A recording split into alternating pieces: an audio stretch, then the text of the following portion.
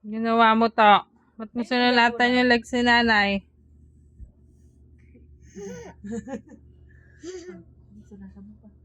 Kung sinulatan. Haka ng sulat. Hindi na mag-trace ka na dyan ng letter A.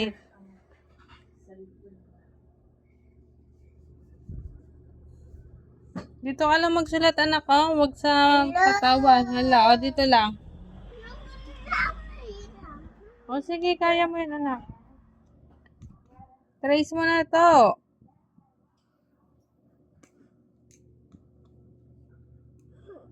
Isha, doon ka lang. Huwag ka nang lipat-lipat dito. O, trace na brum-brum. Pag din ako, papalitan ko si Toto. Pag fan ko si Toto, pag-share ng group. Hmm. Yeah. Tong yo sa iba kung bagamaya.